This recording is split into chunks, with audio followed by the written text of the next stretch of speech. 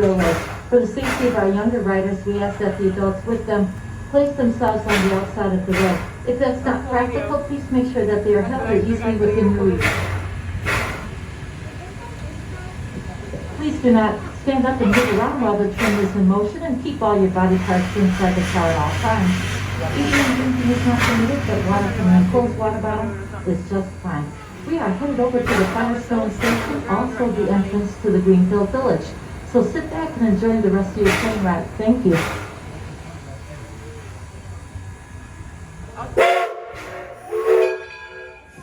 We'll say goodbye to Ginger, our station master, to Jim, our conductor, and Elena and Mike for helping us make sure that you are all in a safe place today. We are in Railroad Junction right now, and the orange building you see there is the Smith Street Depot. A station master in the early days of 1858 was when this was built, was the person who was responsible not only for helping the locomotives and the trains that came into the station, but also helping the people of the community come into the station to purchase tickets and get on board the train.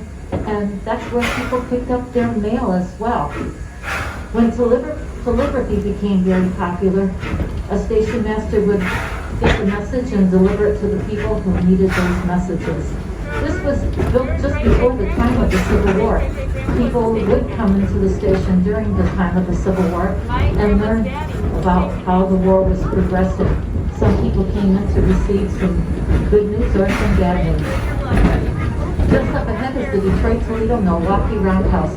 Built in the year 2000, it's made to look like one from Marshall, Michigan in 1884. Roundhouses like this were cropping up all over the place with the advent of the steam locomotive.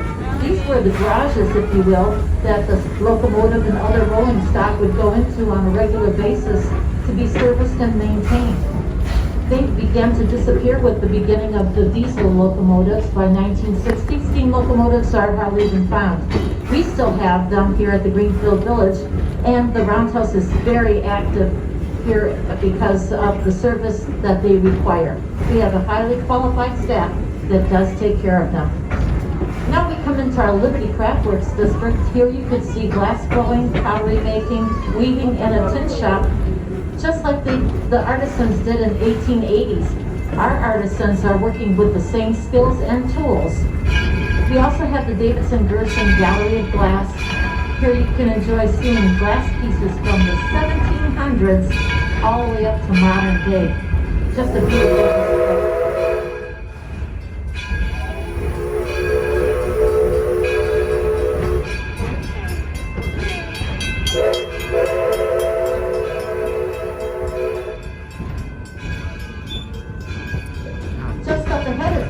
Firestone birthplace. He was born in 1832, and he was the person who supplied the Firestone tires to Henry Ford for his Model T cars. We have the farm stage like 1885. You'll notice that our staff are wearing period clothing from that time, carrying out the chores just like they would have back in the day, using the same type of implements. Our farmers use the horse pulling the plows to till the land. Over at the barn we have some new arrivals, some baby lambs. You do not want to miss such cuteness today.